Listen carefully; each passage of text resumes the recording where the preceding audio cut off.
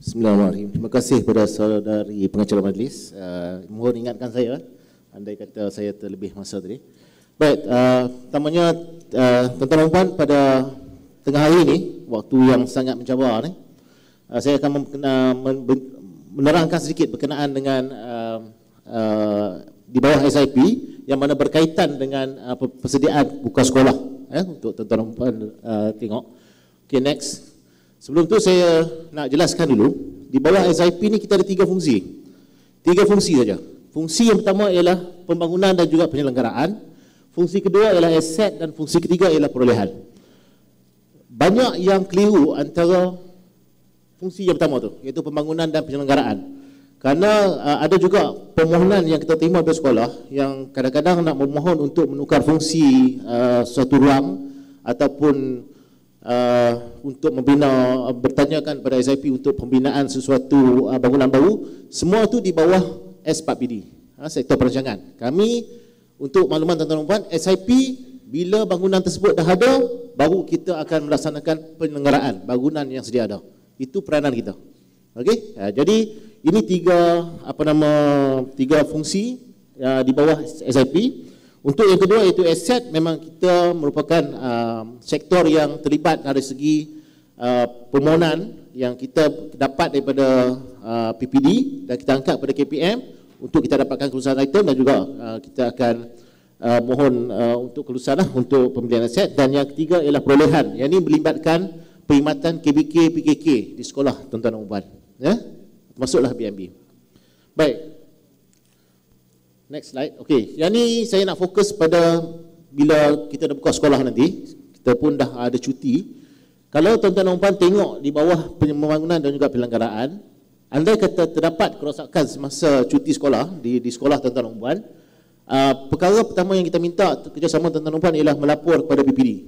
Kenapa kita minta tuan-tuan dan puan melapor kepada PPD? Kerana kerosakan ni perlu diverifikasi dulu oleh PPD.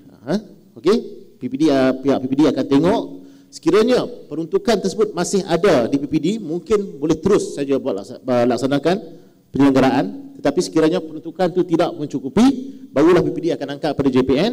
Kalau JPN ada peruntukan, kita akan salurkan pada PPD. Tetapi kalau kita pun dah tak cukup peruntukan, kita akan mohon kepada pihak KPM. Itu langkah yang ketiga tu. Dan selepas kita dah dapat lurus peruntukan apa semua, sama ada KPM kepada PPD ataupun JPN kepada PPD, barulah kita akan laksanakan kerja-kerja penyelenggaraan. Okey, jadi untuk makluman tuan-tuan dan puan, baru-baru ni pada hujung bulan 1 kita telah pun menerima peruntukan penyelenggaraan yang mana untuk 582 buah sekolah kerajaan. InsyaAllah tuan-tuan dan puan, peruntukan tersebut telah pun kita salurkan kepada PPD mengikut jumlah sekolah yang terdapat di dalam PPD tersebut untuk kita laksanakan penyelenggaraan, penyelenggaraan kecil. Jadi tuan-tuan dan puan, kalau tuan-tuan ada tengok ada apa-apa masalah di sekolah yang memerlukan penyelenggaraan, segera mungkin boleh merujuk pada PPD. Okey, clear tekan ya? Okey, next. Dalam masa mungkin sekolah dah buka apa semua, mungkin ada permohonan kecemasan, sama juga proses dia tuan-tuan dan puan. Kena rujuk kepada pihak PPD. Kalau tuan-tuan dan puan merujuk pada JPN, kami pun akan merujuk kepada pihak PPD dulu. Kita akan tengok sama ada peruntukan masih ada lagi di sana. Jadi kita mungkin minta PPD boleh laksanakan. Tetapi apa-apa pun tuan-tuan dan puan perlulah merujuk kepada PPD untuk tengok, untuk verifikasikan kerosakan-kerosakan yang berlaku di sekolah tuan-tuan dan puan. Jadi proses dia sama. Cuma untuk permohonan kecemasan ni, kalau boleh sesegera yang mungkin lah. Yang ni kalau kata pasal dia akan menjejaskan fungsi sesuatu ruang yang menyebabkan tuan-tuan dan puan tidak boleh memakai ruang tersebut.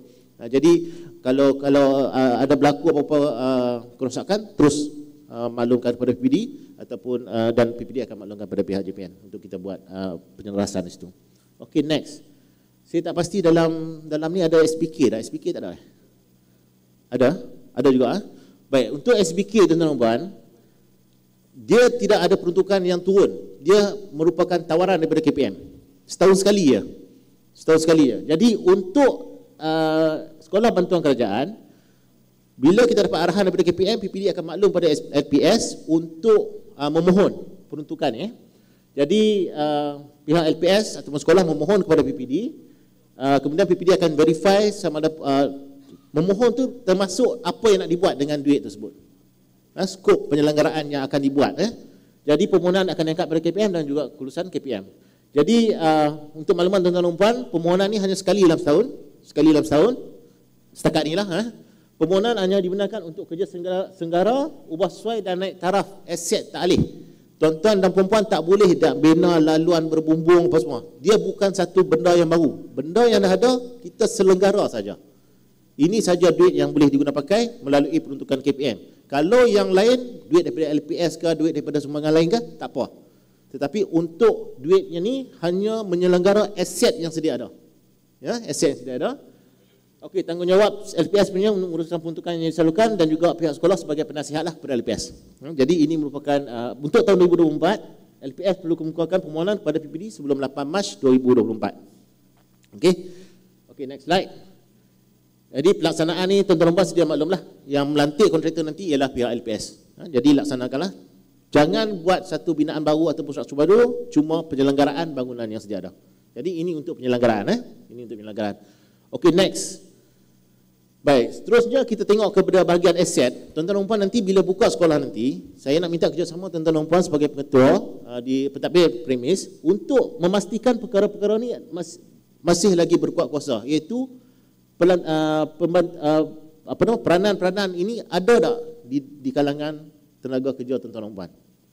Kalau tak ada, tuan-tuan dan puan kena buat pelantikan. Nampak? Pelantikan peringkat pengetua guru besar, pembantu pegawai aset kena buat pelantikan oleh pengetua itu sendiri. Pegawai stor, pelulus stor, pengesah dan juga pegawai penerima aset dan juga stok. Ini pengetua perlu melantik.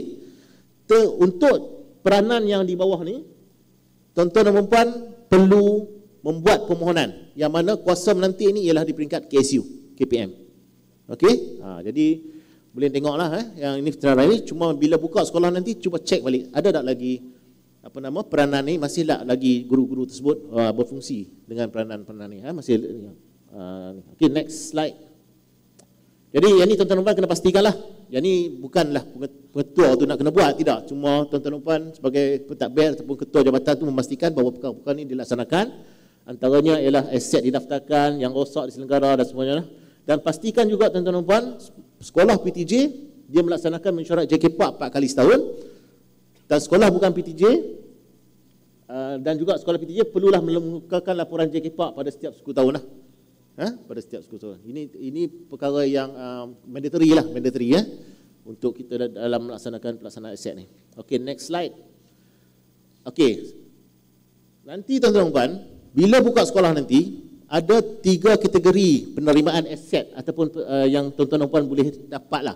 Yang pertama sekali ialah dari segi perolehan. Untuk makluman tuan-tuan dan puan, peruntukan perolehan aset telah pun kita terima dan telah kita salurkan kepada pihak PPD. Cuma sekarang ni pihak PPD terpaksa melaksanakan proses perolehan yang mungkin mengambil masa sedikit untuk dilaksanakan sebelum dia boleh dibekalkan kepada sekolah-sekolah. Okey? Ini perolehan biasa. Kemudian pindahan. Yang pindahan ni tuan-tuan dan puan, kalaulah kita kata ada satu sekolah lain yang kita tahu ada lebihan, kita boleh buat permohonan kepada pengetua di sekolah tersebut untuk dapatkan lebihan aset itu dengan mengisi borang QPA 17 ni saja. QPA 17. Jadi ini antara sekolah dengan sekolah. Jadi aset yang lebihan di satu sekolah tersebut boleh dipindahkan ke sekolah kita yang kekurangan aset tu. Okey? Dan seterusnya ialah sumbangan, teman-teman. Sumbangan ni daripada PIBG ataupun individu pihak swasta. Tuan-tuan dan puan kena pasti sumbangan ni kena tengok nilai sumbangan tersebut. Kalau bawah 10,000, kena membuat permohonan kelulusan di peringkat pengarah Jabatan Pendidikan Negeri Kedah. Tetapi kalau nilai tersebut 10,000 dan ke atas, tuan-tuan dan puan boleh hantar pada JPN, kita akan angkat untuk kelulusan di peringkat KSU Kementerian. Kena tengok per item. Okey. Okey, next. Okey, yang ni penerimaan aset lah. Sama ada melalui sumbangan. Sumbangan tadi macam saya katakan tadi lah, kalau ada yang nak menyumbang, kena dapatkan kelulusan dulu. Bertakluk pada nilai aset tersebut, bawah 10,000, pengarah Jabatan Pendidikan Negeri Kedah, 10,000 dan ke atas kena dapatkan kelulusan di peringkat KSU Kementerian. Okey. perolehan bagaimana biasa tadi. Yang ini perolehan biasa yang mana PPD sekarang ni tengah dalam proses perolehan untuk pembelian pembekalan perabot-perabot dan juga peralatan-peralatan lah di sekolah-sekolah yang terlibat. Dan satu lagi tuan-tuan dan puan, saya pasti tuan-tuan dan puan ada duit peruntukan amanah PCG, LPBT, SUA dan juga BMA lah. Yang ni tuan-tuan dan puan boleh beli dan tata cara pendaftaran dia tidak sebagaimana yang nombor 1 dan nombor 2. Nombor 1 dengan nombor 2 dia ada tata cara aset. Yang tu nanti kalau saya cerita ni memang panjang lah. Jadi saya ingat saya tak bercerita. Cuma yang nombor 3 ni OS 42 yang menggunakan penuntukan PCG, LPBT, SUA dan BMA ni boleh beli dan tak payah kita nak daftar, kita nak tagging apa semua tak payah. Okey. Okey, next. Ini saya tak mau jelaskan. Ini cuma tuan-tuan dan puan sebagai pengetua ataupun ketua jabatan memahamilah. Ini sepatutnya dilaksanakan oleh tim aset di sekolah. Kena pastikan kerana banyak teguran audit berkaitan dengan aset di sekolah-sekolah ni masih lagi berlaku. Okey, habis bab aset. Dan yang terakhir tuan-tuan dan puan ialah next slide. Kategori ketiga ialah perolehan, yang mana kita ada PKK, kita ada KBK dan juga kita ada BMB. Kalau kita tengok itu ada tender. Tender yang tender ni semua dilaksanakan oleh peringkat KPM, pelantikan kontraktor untuk perkhidmatan-perkhidmatan ni dilaksanakan di peringkat KPM dan sebuah harga dilaksanakan di peringkat JPN. Kerana nilai tersebut ialah nilai sebuah harga. Okay, next. Apa peranan kita sebagai pengetua di sekolah?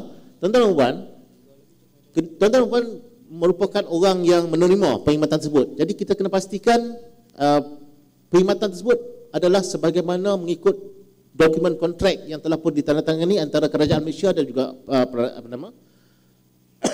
Kerajaan Malaysia dan juga kontraktor. Pastikan perkara-perkara ini dilaksanakan dan tuan-tuan dan puan berhak untuk mengeluarkan surat teguran dan sebagainya. Kerana apa? Setiap dokumen ataupun perkara-perkara yang tuan-tuan dan puan laksanakan itu boleh membuatkan kita mengambil tindakan untuk membuat pemotongan dari segi pembayaran dan sebagainya. Jadi itu tugas sebagai pentadbir premis lah untuk sentiasa memantau dan sebagainya lah, sebagaimana yang dijelaskan tadi lah. Termasuklah macam BMB apa semua, kita nak kadang-kadang kita boleh buat sebuah cek, nak tengok sama ada betul tak betul bahan yang disediakan mengikut kontrak atau tidak. Okey, jadi saya ingat next slide. Jadi kalau kata tuan-tuan dan puan, next slide. Next slide. Okey, kalau tuan-tuan dan puan, saya dah cover untuk 3 fungsi di bawah SIP. Kalau tuan-tuan dan puan ada apa-apa masalah, saya open pada tuan-tuan dan puan untuk menghubungi kami lah di JPN untuk perkara-perkara yang telah saya jelaskan tadi, insya-Allah. Baik, itu saja. Terima kasih. Assalamualaikum warahmatullahi wabarakatuh. Waalaikumsalam warahmatullahi. Kepada Encik Nur Syuhaidi bin Syahbudin, majlis merakamkan ucapan ribuan terima kasih.